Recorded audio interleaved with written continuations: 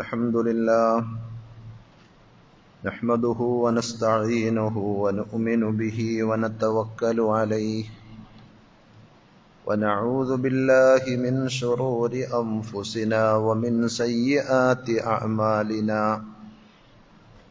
من يهده الله فلا مضل له ومن يضلل فلا هادي له وأشهد أن لا إله إلا الله وحده لا شريك له وأشهد أن محمدا عبده ورسوله أرسله بالهدى ودين الحق ليظهره على الدين كله ولو كره المشركون يا أيها الذين آمنوا اتقوا الله حق تقاته ولا تموتن إلا وأنتم مسلمون يا أيها الناس اتقوا ربكم الذي خلقكم من نفس واحدة وخلق منها زوجها وبث منهما رجالا كثيرا ونساء واتقوا الله الذي تساءلون به والأرحام إن الله كان عليكم رقيبا يا أيها الذين آمنوا اتقوا الله وقولوا قولا سديدا يصلح لكم أعمالكم ويغفر لكم ذنوبكم ومن يطع الله ورسوله فقد فاز فوزا عظيما أما بعد فإن خير الحديث كتاب الله وخير الهدي هدي محمد صلى الله عليه وسلم وشر الأمور محدثاتها وكل محدثة بدعة وكل بدعة ضلالة وكل ضلالة في النار أعوذ بالله السميع العليم من الشيطان الرجيم بسم الله الرحمن الرحيم واتبع ما يوحى إليك من ربك إن الله كان بما تعملون خبيرا ആദരണീയരായ സഹോദരന്മാരെ, സഹോദരികളെ, അള്ളാഹുവിൻ്റെ വിധിവിലക്കുകൾ ശരിയായ രൂപത്തിൽ പഠിച്ചു മനസ്സിലാക്കുവാനും ജീവിതത്തിൻ്റെ എല്ലാ മേഖലകളിലും അവ പരമാവധി സൂക്ഷിച്ചുകൊണ്ട് പടച്ചറബിനോട് നന്ദിയുള്ളവരായി തഖ്വയിൽ അധിഷ്ഠിതമായ ജീവിതം നയിക്കാൻ പരിശ്രമിക്കണമെന്ന് സ്വന്തത്തോടെന്ന പോലെ നിങ്ങൾ ഓരോരുത്തരോടും ആമുഖമായി ഓർമ്മപ്പെടുത്തുകയാണ്, വസിയ്യത്ത് ചെയ്യുകയാണ്.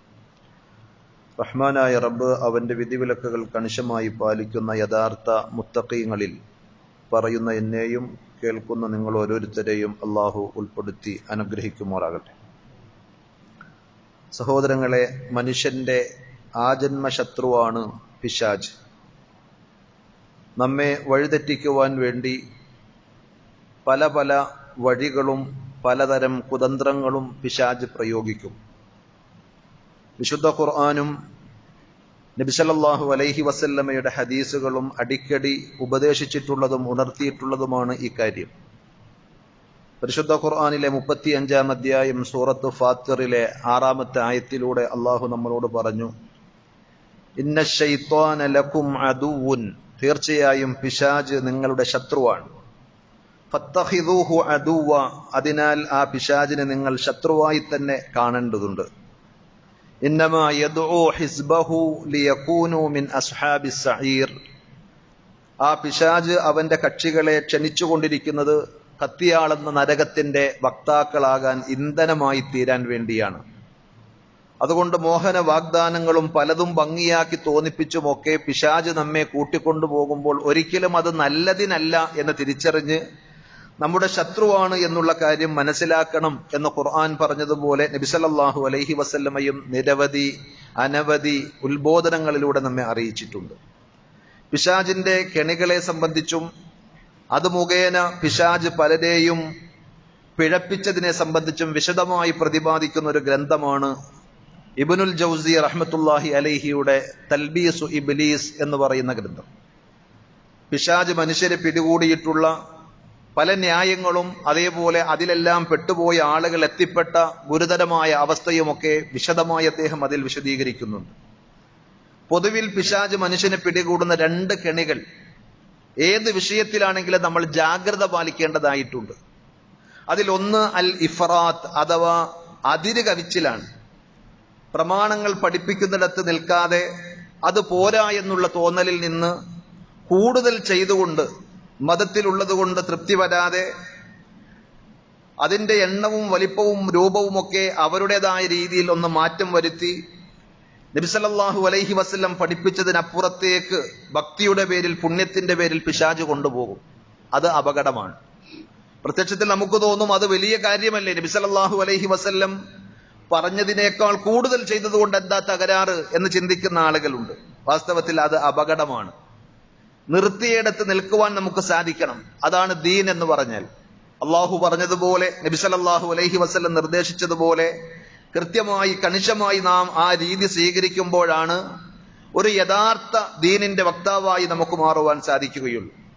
അത് പോരാ എന്ന് തോന്നി അതിന്റെ രൂപത്തിലും കോലത്തിലും എണ്ണത്തിലും വണ്ണത്തിലും ഒക്കെ നമ്മുടേതായ എന്തെങ്കിലുമൊക്കെ കടത്തിക്കൂട്ടിയാൽ അത് ഭക്തിയുടെ പേരിലാണെങ്കിലും പുണ്യം കൂടുതൽ കിട്ടാനെന്നുള്ള രീതിയിലാണെങ്കിലും അവിടെയാണ് ബിദ്അത്തുകൾ മുളപൊട്ടുന്നത്. അപ്പൊ പിശാച് പിടിക്കുന്ന ഒരു ട്രാപ്പതാണ്. നബി സല്ലല്ലാഹു അലൈഹി വസല്ലം പഠിപ്പിച്ചത് സ്വഹാബത്തൊക്കെ ചെയ്തു വന്നത് ശരിയാണ്, നിങ്ങൾ പറഞ്ഞതുപോലെ തന്നെയാണ്. എന്നാലും എന്ന് പറഞ്ഞ ആ പോകുന്ന വഴി അത് പൈശാചികമാണ്, പിശാചിന്റെ ട്രാപ്പാണ്, കെണിയാണ് എന്ന് നമ്മൾ മനസ്സിലാക്കേണ്ടതുണ്ട്. മറ്റൊന്ന് അത്തഫരീത്ത് അഥവാ മതം പഠിപ്പിച്ചതിൽ കുറവ് വരുത്തൽ. ദീനിൽ എത്രയോ കാര്യങ്ങളുണ്ട് ചെയ്യാൻ പറഞ്ഞത്, അത് ചെയ്യാതിരിക്കാൻ പലതരത്തിലുള്ള മുടന്തൻ ന്യായങ്ങളും പിശാച് നമുക്ക് തോന്നിപ്പിച്ചു തരും. ഫർളും സുന്നത്തുമായ എത്രയോ കാര്യങ്ങൾ നബി സല്ലല്ലാഹു അലൈഹി വസല്ലം നമുക്ക് പഠിപ്പിച്ചു തന്നു. അവ ചെയ്യാതിരിക്കാൻ പിശാച് ശ്രമിക്കും. കാരണം അത് ചെയ്യുന്നതിലൂടെ ഒരു വിശ്വാസി റബ്ബിലേക്ക് കൂടുതൽ അടുക്കുകയും പുണ്യങ്ങൾ വാരിക്കൂട്ടുകയും സ്വർഗത്തിലേക്കുള്ള ടിക്കറ്റ് ഉറപ്പിക്കുകയുമാണ് ചെയ്യുന്നത്. പരിശുദ്ധ ഖുർആൻ പറഞ്ഞതുപോലെ ഖുൽ ഇൻ കുൻതും തുഹിബ്ബൂനല്ലാഹ ഫത്തബിഊനി യുഹ്ബിബുകുമുല്ലാഹ്, പറഞ്ഞു കൊടുക്കൂ പ്രവാചകരെ, നിങ്ങൾക്ക് അള്ളാഹുവിനോട് സ്നേഹമുണ്ടെങ്കിൽ ഇഷ്ടമുണ്ടെങ്കിൽ പ്രവാചകനാകുന്ന എന്നെ നിങ്ങൾ പിൻപറ്റണം. ആ പ്രവാചകനെ പഠിച്ചറിഞ്ഞ് നിങ്ങൾ പിൻപറ്റിക്കഴിഞ്ഞാലോ യുഹ്ബിബുകുമുല്ലാഹ്, അള്ളാഹു നിങ്ങളെ സ്നേഹിക്കും. അള്ളാഹു സ്നേഹിക്കുമെന്ന് മാത്രമല്ല വയഗ്ഫിർ ലക്കും ദുനൂബക്കും, നിങ്ങളുടെ ജീവിതത്തിൽ സംഭവിച്ചു പോയ തെറ്റുകുറ്റങ്ങൾ അള്ളാഹു പുറത്തു തരും. അപ്പൊ പിശാചിന് അത് ഇഷ്ടമില്ലാത്ത കാര്യമാണ്. ഏത്? അള്ളാഹു ഒരാളെ ഇഷ്ടപ്പെടുക എന്നതും അള്ളാഹുവിന്റെ മഗ്ഫിറത്ത് കിട്ടുക എന്നതും അള്ളാഹുവിലേക്ക് കൂടുതൽ കൂടുതൽ അടുക്കുക എന്നതും പിശാചിന് ഒട്ടും ഇഷ്ടമുള്ള കാര്യമല്ല. അതിനാൽ അത്തരം നന്മകളിൽ നിന്ന്, ഫർളുകൾ ചെയ്യുന്നതിൽ നിന്ന്, സുന്നത്തുകൾ ചെയ്യുന്നതിൽ നിന്ന് എല്ലാം മനുഷ്യനെ മുടക്കാൻ, പിന്നാക്കം വലിക്കാൻ പിശാച് തക്കം പാർത്തിരിക്കും. അതാണ് നബി സല്ലല്ലാഹു അലൈഹി വസല്ലം സൂചിപ്പിച്ചത്. ഫർളും സുന്നത്തുകളുമായ കാര്യങ്ങളിലൂടെ ഒരു അടിമ റബ്ബിലേക്ക് കൂടുതൽ അടുത്തുകൊണ്ടേയിരിക്കുമെന്നാണ്. ഖുദ്സിയായ ഒരു ഹദീസിൽ കാണാം, വമാ യസാലു അബ്ദി യതഖറബു ഇലയ്യ ബിന്നവാഫിൽ, ഫർളിലൂടെയാണ് അള്ളാഹുവിലേക്ക് കൂടുതൽ നമുക്ക് അടുക്കാൻ സാധിക്കുക. അത് കഴിഞ്ഞ് എത്ര കണ്ട് സുന്നത്തുകൾ നമ്മൾ ജീവിതത്തിലേക്ക് ചേർത്ത് വെക്കുന്നോ അതനുസരിച്ച് എന്റെ അടിമ എന്നിലേക്ക് അടുത്തുകൊണ്ടേയിരിക്കും എന്ന് അള്ളാഹു പറഞ്ഞ ഖുദ്സിയായ ഹദീസ് സ്വഹീഹുൽ ബുഖാരിയിൽ നമുക്ക് വായിക്കുവാൻ സാധിക്കും.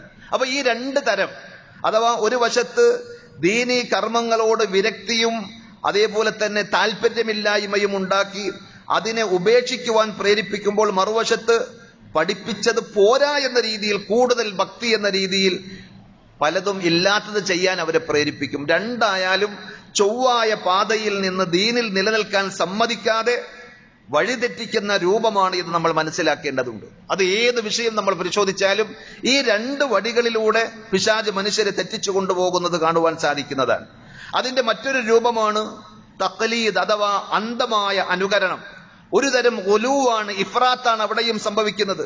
ഏതെങ്കിലും ഒരു വ്യക്തിയോട്, ഏതെങ്കിലും ഒരു നേതാവിനോട്, ഏതെങ്കിലും ഒരു പണ്ഡിതനോട് സ്നേഹവും ആദരവും കൂടിക്കഴിഞ്ഞാൽ ഒരു തരം അനുരാഗാത്മകമായ ഭ്രമമുണ്ടാവുകയും ആ മനുഷ്യൻ പിന്നെ എന്തു പറഞ്ഞാലും അതിന്റെ ശരി തെറ്റുകൾ പരിശോധിക്കാതെ തെറ്റാണ് എന്ന് ബോധ്യപ്പെട്ടാലും ആ തെറ്റാണ് എന്ന് സമ്മതിക്കാൻ മനസ്സ് വരാതെ അന്ധമായി ഒരാൾക്ക് കീഴ്പ്പെടുന്ന അവസ്ഥ ഇബ്നുൽ ജൗസി റഹ്മത്തുള്ളാഹി അലൈഹി അതിനെ സംബന്ധിച്ച് പറയുന്നുണ്ട്.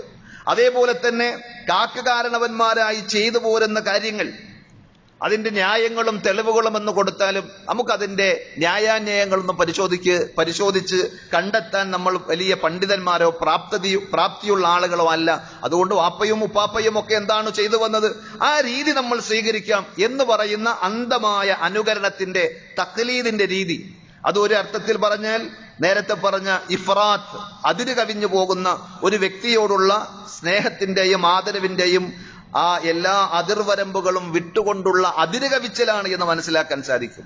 അവിടെയാണ് ഇബ്നുൽ ജൗസി റഹ്മത്തുള്ളാഹി അലൈഹി ഒരു കാര്യം ഉണർത്തിയത്. വഅലം അന്ന ഉമൂമ അസ്ഹാബിൽ മദാഹിബ്, ഏതൊരു വീക്ഷണത്തിന്റെയും ആളുകൾ പൊതുവിൽ നമുക്ക് കാണുവാൻ സാധിക്കും, യഅ്ളുമു ഫീ ഖുലൂബിഹിമു ശഖ്സ്, അവരുടെ മനസ്സിൽ ഏതെങ്കിലുമൊക്കെ വ്യക്തികൾ വലിയ മഹാന്മാരായി സ്ഥാനം പിടിക്കുകയാണ്. അങ്ങനെ ഫയത്തബിഊന ഖൗലഹു, ആ മനുഷ്യൻ പറയുന്ന വാക്ക് അയാൾ അനുകരിക്കും അല്ലെങ്കിൽ പിൻപറ്റും. മിൻ ഗൈരി തദബ്ബുരിൻ ബിമാ ഖാൽ, അയാൾ പറഞ്ഞത് ന്യായമാണോ, ആ ആയത്തുകളോട് യോജിക്കുന്നതാണോ, ഹദീസുകൾക്ക് എതിരല്ല അയാൾ പറഞ്ഞത് എന്നിങ്ങനെ ഒന്നും ചിന്തിക്കാതെ ആലോചിക്കാതെ അയാൾ പറഞ്ഞത് തൊണ്ട തൊടാതെ വിഴുങ്ങുന്ന ഒരവസ്ഥ. വഹാദാ ഐനുൽ ളലാൽ, ഇതാണ് വഴികേടിന്റെ നടുകഷ്ണം എന്നാണ് അദ്ദേഹം പറഞ്ഞത്. എത്രത്തോളം എന്ന് ചോദിച്ചാൽ ലിഅന്ന അൻ-നളർ യംബഗി അൻ യകൂന ഇലൽ ഖൗലി ലാ ഇലൽ ഖായിൽ, സത്യത്തിൽ നമുക്ക് വേണ്ടത് വക്താക്കളെ, വ്യക്തികളെ കുറിച്ചല്ല നമ്മൾ നോക്കേണ്ടത്, അവർ പറഞ്ഞ കാര്യങ്ങളെയാണ് നമ്മൾ വിലയിരുത്തേണ്ടത്. അങ്ങനെ പറഞ്ഞ കാര്യങ്ങളിൽ എന്തെങ്കിലും ന്യായമുണ്ടെങ്കിൽ അത് ആര് പറഞ്ഞാലും നമുക്ക് സ്വീകരിക്കാം. നേരെ മറിച്ച് എത്ര വലിയ മഹാനാണ് എങ്കിലും അയാൾ പറഞ്ഞത് ശരിയല്ല എങ്കിൽ അത് കൈയൊഴിക്കാൻ യാതൊരു മടിയും വൈമനസ്യവും വേണ്ട എന്നതാണ് അദ്ദേഹം പറഞ്ഞത്. മുൻ സമുദായങ്ങളിലൊക്കെ സംഭവിച്ച പിശാച് അവരെയെല്ലാം പെടുത്തിയ ട്രാപ്പായിരുന്നു ഇത് എന്ന് പരിശുദ്ധ ഖുർആനിലൂടെ നമ്മൾ കണ്ണോടിച്ചാൽ നമുക്ക് മനസ്സിലാക്കാൻ സാധിക്കും. നബിമാരോട് അവരുടെ ജനത പ്രതികരിച്ചത് എങ്ങനെയായിരുന്നു? ഏതെങ്കിലും ഒരു നബിയോടല്ല, ഓരോ നബിമാരും വന്ന് അവരെ ശരിയായ ഇസ്ലാമിന്റെ സന്ദേശങ്ങളിലേക്ക്, പടച്ചറബിന്റെ വഹിയിലേക്ക് ക്ഷണിച്ചുകൊണ്ടിരുന്നപ്പോൾ ആ ജനത പറഞ്ഞ ഏകദേശം സമാനമായ ചരിത്രം നമുക്ക് കാണുവാൻ സാധിക്കും.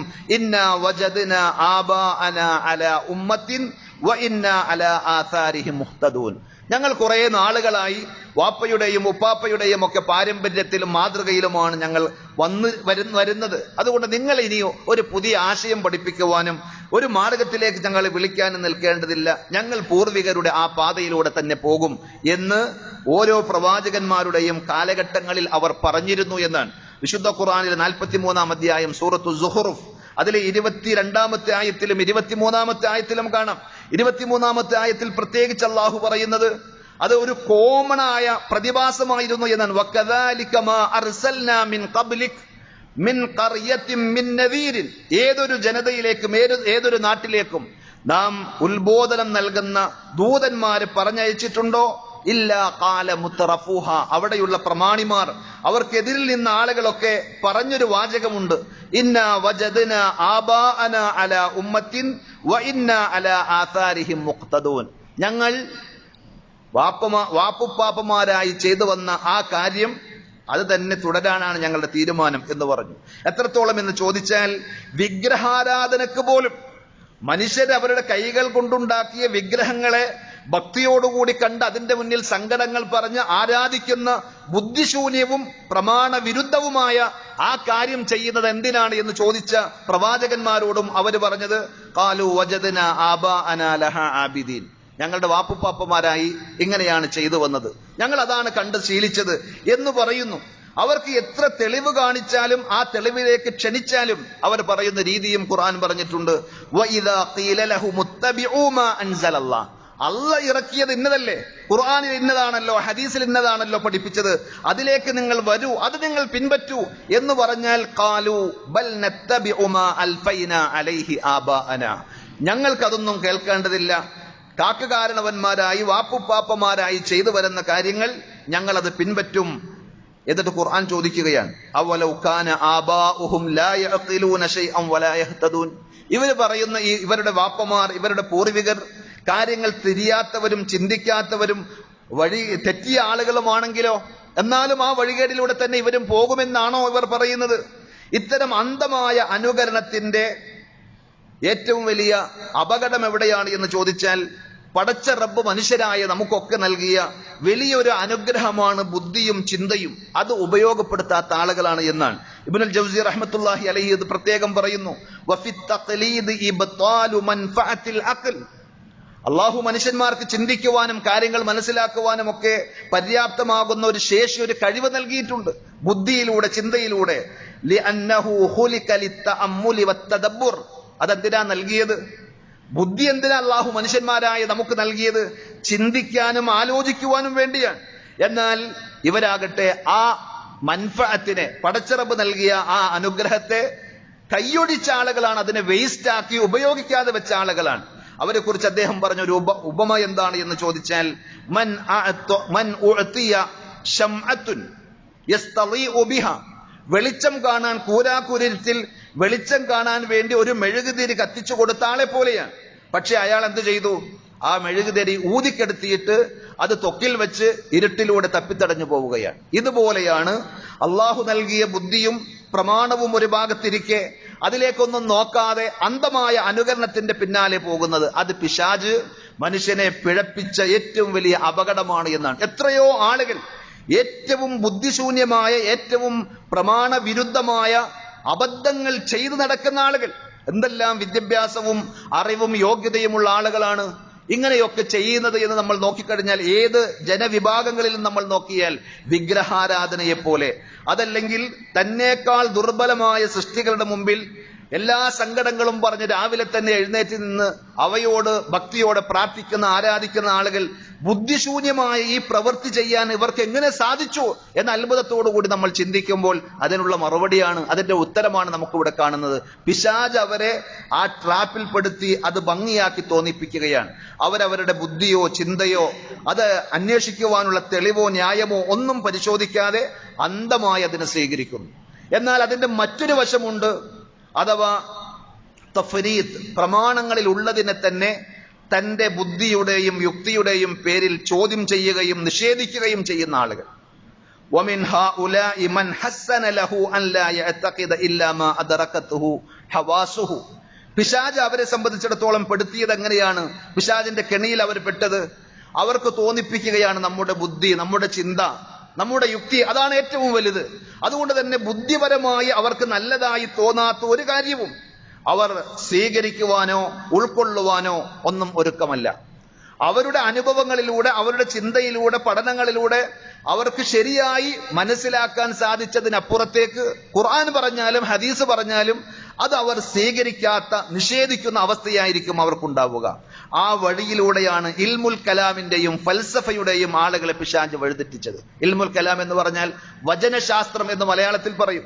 അഥവാ ഖുർആനും ഹദീസുകളും ഒക്കെ പഠിപ്പിച്ചു തന്ന വൈബിയായ വിശ്വാസപരമായ കാര്യങ്ങളിൽ ആ പ്രമാണങ്ങളെ മാറ്റിവെച്ച് അവരുടേതായ ബുദ്ധിയും ചിന്തയും യുക്തിയുമൊക്കെ പ്രയോഗിച്ച് ചില ഊഹങ്ങളിലേക്കും നിഗമനങ്ങളിലേക്കും എത്തി പ്രമാണങ്ങളെ സൈഡാക്കി വെച്ച ആളുകൾ അവരാണ് ഇൽമുൽ കലാം എന്ന് പറഞ്ഞ വചനശാസ്ത്രത്തിന്റെയും ഫൽസഫ എന്ന് പറയുന്ന ഫിലോസഫി, തത്വശാസ്ത്രം എന്ന് പറയുന്ന ആളുകളുടെയും വലിയ അബദ്ധം. അവരെ പിശാച് പിടിച്ചത് ആ രീതിയിലാണ്. എത്രയോ ആളുകൾ ഇസ്ലാമിക ചരിത്രം നമ്മൾ പരിശോധിച്ചാൽ ഓരോ കാലഘട്ടങ്ങളിലും അങ്ങനെ വലിയ ബുദ്ധിജീവികളും യുക്തിവാദികളും ഒക്കെ കടന്നു വന്നു. മതയുക്തിവാദികളായ ആളുകൾ ഇസ്ലാമിലുള്ള പല വിശ്വാസ കാര്യങ്ങളെയും ചോദ്യം ചെയ്തു. കാരണം വൈബിയായ കാര്യങ്ങളാണ് വിശ്വാസ കാര്യങ്ങൾ എന്ന് പറഞ്ഞാൽ അത് മനുഷ്യനെ സംബന്ധിച്ചിടത്തോളം ബുദ്ധിയും ചിന്തയും നടത്തി, അവരുടെ ഗവേഷണങ്ങളിലൂടെ നടത്തി, ഊഹാപോഹങ്ങളിലൂടെ കണ്ടെത്തുവാൻ സാധിക്കുന്ന സംഗതിയല്ല.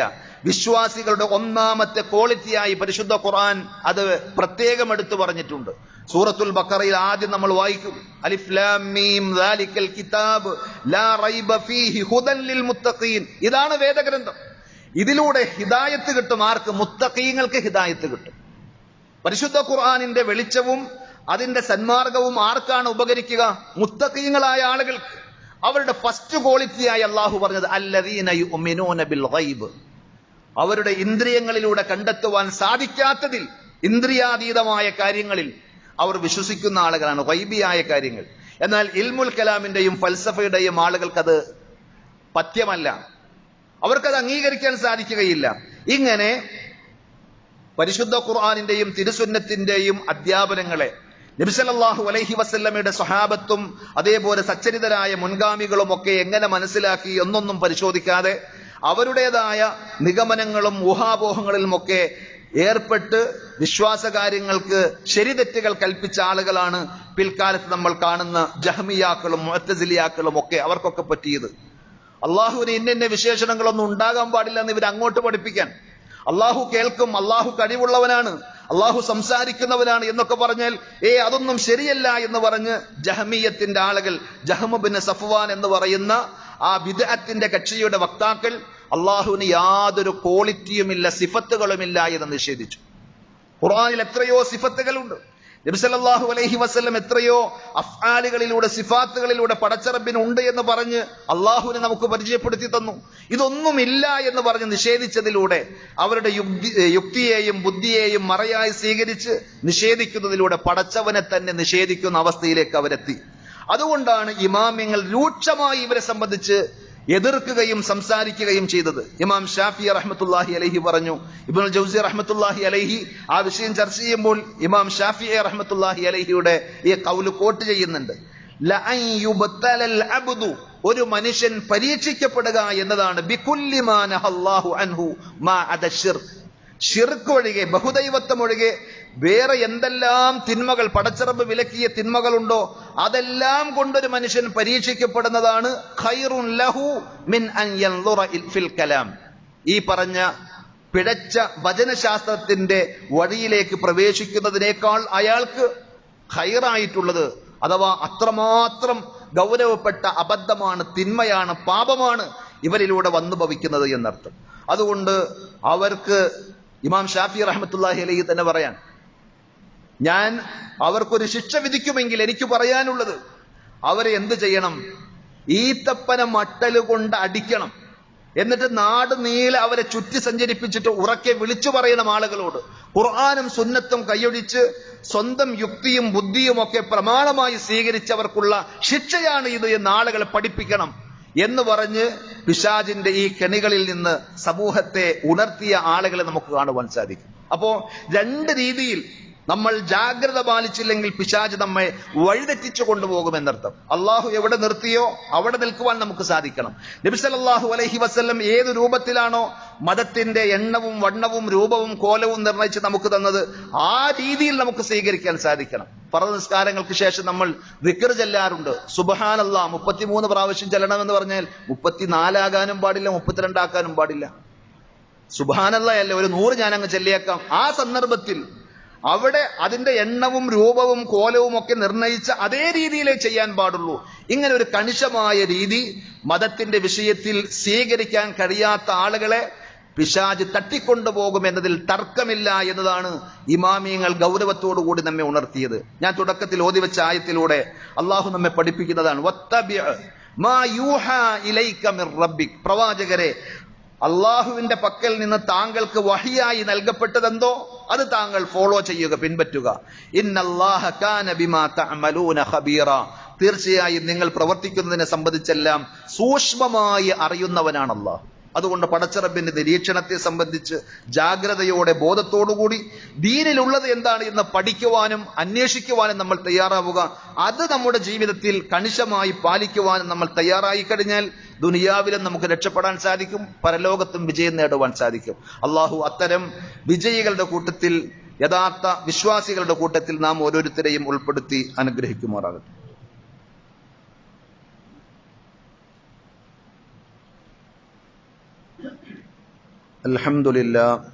അൽഹംദുലില്ലാഹി റബ്ബിൽ ആലമീൻ വൽ ആഖിബത്തു ലിൽ മുത്തഖീൻ വലാ ഉദ്വാന ഇല്ലാ അലൽ ളാലിമീൻ. സല്ലല്ലാഹു അലാ നബിയ്യിനാ മുഹമ്മദിൻ വഅലാ ആലിഹി വഅസ്ഹാബിഹി വസല്ലമ തസ്ലീമൻ കസീറാ. യാ അയ്യുഹല്ലദീന ആമനു തഖുല്ലാഹ ഹഖ്ക തുഖാതിഹി വലാ തമൂതുന്ന ഇല്ലാ വഅൻതും മുസ്ലിമൂൻ. സ്നേഹമുള്ള സഹോദരന്മാരെ, സഹോദരികളെ, അള്ളാഹുവിൻ്റെ വിധിവിലക്കുകൾ ജീവിതത്തിൻ്റെ എല്ലാ മേഖലകളിലും കണിശമായി കൃത്യതയോടെ പാലിക്കാൻ ശ്രദ്ധിക്കണമെന്നൊരിക്കൽ കൂടി ഉണർത്തുകയാണ്. അള്ളാഹു നമുക്കതിനുള്ള തൗഫീഖ് പ്രദാനം ചെയ്യുമാറാകട്ടെ. ലോകത്ത് ലോക പരിസ്ഥിതി ദിനമായി ഈ ഒരു ദിവസം കൊണ്ടാടുകയാണ്. ഇസ്ലാമിനെ സംബന്ധിച്ചിടത്തോളം അങ്ങനെ പ്രത്യേകമായ ഒരു ദിവസവും ചടങ്ങുകളുമൊന്നും മതപരമായി ന്യായീകരിക്കുവാനോ സാധൂകരിക്കുവാനോ സാധിക്കുകയില്ലെങ്കിലും ആ വിഷയത്തിൽ ഇസ്ലാമിന് ചില കാഴ്ചപ്പാടുകളും സന്ദേശങ്ങളും ലോകത്തോട് നൽകുവാനുണ്ട്. അഥവാ പരിസ്ഥിതിയും പ്രകൃതിയും ഒക്കെ പടച്ചറബ് നമുക്ക് വേണ്ടി സൃഷ്ടിച്ചതാണ് എന്നാണ്. അള്ളാഹു പറഞ്ഞു, ഹുവല്ലദീ ഖലഖ ലക്കും മാ ഫിൽ അർളി ജമീഅ, ഭൂമിയിലുള്ളതെല്ലാം അള്ളാഹു നിങ്ങൾക്ക് വേണ്ടി സൃഷ്ടിച്ചതാണ്. അതാണ് പല ഇമാമിയങ്ങളും പണ്ഡിതന്മാരും ദീനിന്റെ വലിയൊരു അസ്ലായി ബേസായി കാണുന്നത്. ഏതെങ്കിലും ഒരു വസ്തു ഹലാലാണോ ഹറാമാണോ എന്ന് നമുക്ക് അറിയില്ലെങ്കിൽ അതിന്റെ അസ്ൽ ബേസ് എന്താണെന്ന് ചോദിച്ചാൽ ഹലാലാണ്, അനുവദനീയമാണ്. ഇന്ന വസ്ത്രം ധരിക്കാൻ പറ്റോ, ഇന്ന ചെരുപ്പ് ധരിക്കാൻ പറ്റോ, ഇന്ന വാച്ച് കെട്ടാൻ പറ്റോ എന്നൊക്കെ ചോദിച്ചാൽ അസ്ല് വസ്തുക്കളുടെ വിഷയത്തിൽ അത് ഹലാലാണ്. ഇന്നത് തിന്നാൻ പറ്റോ, ഇന്നത് തിന്നാൻ പറ്റില്ല എന്ന് ചോദിച്ചാൽ അതിന്റെ ബേസ് ഹലാലാണ്. എന്നാൽ അത് ഹറാമാണ് എന്നതിന് പ്രത്യേകം വേറെ തെളിവ് വരണമെന്നാണ്. ഇന്ന ആയത്തിന്റെ അടിസ്ഥാനത്തിൽ, ഇന്ന ഹദീസിന്റെ അടിസ്ഥാനത്തിൽ ഇന്നത് ഉപയോഗിക്കാൻ പാടില്ല. അങ്ങനെ തെളിവ് വരാത്തിടത്തോളം ബാക്കി എല്ലാം നമുക്ക് അനുവദനീയമാണ്. കാരണം എന്താ? അള്ളാഹ് പറഞ്ഞത് ഇത് നിങ്ങൾക്ക് വേണ്ടി അള്ളാഹ് സൃഷ്ടിച്ചതാണ് എന്ന്. അതാണ് അതിന്റെ ബേസ്. അപ്പോ എല്ലാ മനുഷ്യന് വേണ്ടി സൃഷ്ടിച്ചു എന്ന് പറയുമ്പോൾ പ്രകൃതിയിലെ എല്ലാം, പ്രപഞ്ചത്തിലെ എല്ലാം മനുഷ്യന് ഉപയോഗിക്കാം, മനുഷ്യന്റെ നന്മകൾക്ക് വേണ്ടി ഉപയോഗപ്പെടുത്താം. അത് മൃഗങ്ങളാണെങ്കിലും മരങ്ങളാണെങ്കിലും മലകളാണെങ്കിലും ഏത് വസ്തു. ചില ആളുകൾ പ്രകൃതി സ്നേഹം മൂത്ത് അത് തിന്നാൻ പാടില്ല, അത് മുറിക്കാൻ പാടില്ല, അത് ഉപയോഗിക്കാൻ പാടില്ല എന്നത് നേരത്തെ പറഞ്ഞതുപോലെ ഒരു അതിവാദമാണ്. ഇസ്ലാം എന്ത് പറയുന്നു എന്ന് ചോദിച്ചാൽ നമ്മുടെ നന്മക്ക് വേണ്ടി അള്ളാഹ് സൃഷ്ടിച്ച ആ കാര്യങ്ങളെല്ലാം നമ്മുടെ നന്മകൾക്ക് വേണ്ടി ഉപയോഗപ്പെടുത്താം. എന്നാൽ പ്രകൃതിയുടെ സന്തുലിതാവസ്ഥ തകർക്കുന്ന വിധത്തിലുള്ള ചൂഷണങ്ങൾക്കും അനാവശ്യമായ ധാരാളിത്തത്തിനും ധൂർത്തിനും ആർഭാടത്തിനും ഇസ്ലാം വിലക്കുകൾ ഏർപ്പെടുത്തുകയും ചെയ്യുന്നുണ്ട്. അത് ഈവൻ വെള്ളം ഉപയോഗിക്കുന്ന വിഷയത്തിൽ പോലും ധാരാളം വെള്ളമുണ്ട്. ഒതുവെടുക്കുകയാണെങ്കിൽ പോലും നബി സല്ലല്ലാഹു അലൈഹി വസല്ലമയുടെ ഒരു സ്വഹാബി ഒഴുകിക്കൊണ്ടിരിക്കുന്ന പുഴയുടെ ഓരത്ത് നിന്ന് വെള്ളമെടുക്കുന്നതിനെ ഒതുവെടുക്കുന്നതിനെ സംബന്ധിച്ച് നബി സല്ലല്ലാഹു അലൈഹി വസല്ലം ലാവിഷായി ഒതു എടുത്തുകൊണ്ടിരിക്കുമ്പോൾ സ്വഹാബിയോട് നബി സല്ലല്ലാഹു അലൈഹി വസല്ലം പറഞ്ഞതാണ്, യാ സഅദേ, ഇതെന്തൊരു ധാരാളിത്തമാണ്. ഒതുവെടുക്കുന്ന സ്വഹാബിയോട് വെള്ളം കൂടുതൽ ഉപയോഗിച്ചപ്പോൾ നബി സല്ലല്ലാഹു അലൈഹി വസല്ലം പറഞ്ഞതാണ്. അപ്പൊ സ്വഹാബി ചോദിച്ചു, പ്രവാചകരെ, ഒതുവെടുക്കുന്നതിലും ധാരാളിത്തമുണ്ടോ? ആ, ഉണ്ട്. ഇൻ കുൻത അലാ നഹരിൻ ജാരിൻ, ഒഴുകിക്കൊണ്ടിരിക്കുന്ന പുഴയുടെ ഓരത്ത് നിന്നാണ് നീ ഒതുവെടുക്കുന്നതെങ്കിലും 3 പ്രാവശ്യം കഴുകുക. അത് 4 ആകാൻ പാടില്ല, 5 ആകാൻ പാടില്ല. അപ്പോൾ ഇസ്ലാമിനെ സംബന്ധിച്ചിടത്തോളം ഈ പറഞ്ഞ 2 കാര്യവും പ്രകൃതിയിൽ അള്ളാഹു നമുക്ക് സൃഷ്ടിച്ചു തന്നിട്ടുള്ള മലകളും കുന്നുകളും മരങ്ങളും മൃഗങ്ങളും എല്ലാം നമ്മുടെ നന്മക്ക് വേണ്ടി ഉപയോഗിക്കാം. എന്നാൽ അത് ധാരാളിത്തത്തിൽ ധൂർത്ത് ചെയ്ത് അനാവശ്യമായി ഉപയോഗിക്കുമ്പോൾ ഇത് എനിക്ക് മാത്രമല്ല എന്റെ സഹജീവികൾക്കും ഉപയോഗിക്കാനുള്ളത്. അത് വെള്ളമാണെങ്കിലും ഭക്ഷണമാണെങ്കിലും എല്ലാം ആവശ്യത്തിലേറെയാകാൻ പാടില്ല. വലാ തുഫ്സിദു ഫിൽ അർളി ബഅദ ഇസ്ലാഹിഹ, നിങ്ങൾ ഫസാദ് ഉണ്ടാക്കരുത്, കുഴപ്പമുണ്ടാക്കരുത് എന്ന് ഖുർആൻ പറഞ്ഞു. അതേപോലെ ഖുർആൻ പറഞ്ഞ ശ്രദ്ധേയമായ ഒരു പ്രയോഗം, ലഹറൽ ഫസാദു ഫിൽ അർളി ഫിൽ ബർരി വൽ ബഹർ, കടലിലും കരയിലുമൊക്കെ കുഴപ്പങ്ങൾ പ്രകടമായിരിക്കുന്നു. എന്താ കാരണം? ബിമാ കസബത്ത് ഐദിന്നാസ്, മനുഷ്യന്മാരുടെ കൈകൾ അന്യായമായി അതിലേക്ക് കടന്നതിനാൽ.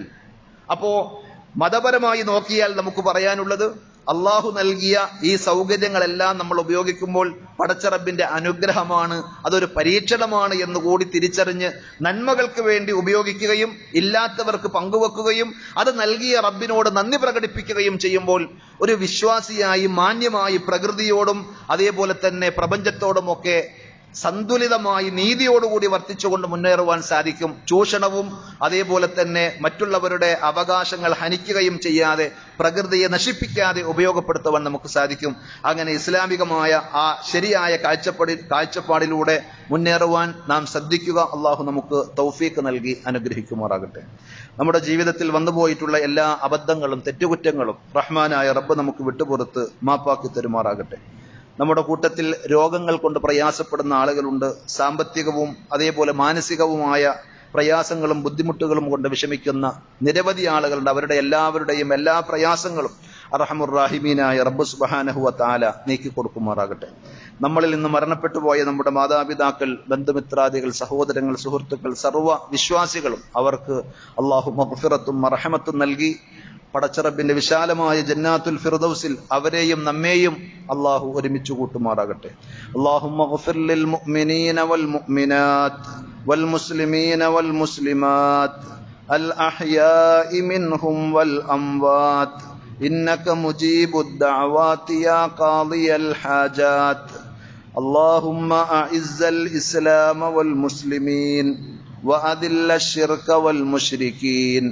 اللهم أجرنا من النار، اللهم أجرنا من النار وأدخلنا الجنة مع الأبرار. ربنا آتنا في الدنيا حسنة وفي الآخرة حسنة وقنا عذاب النار. صلى الله على نبينا محمد وعلى آله وأصحابه وسلم والحمد لله رب العالمين.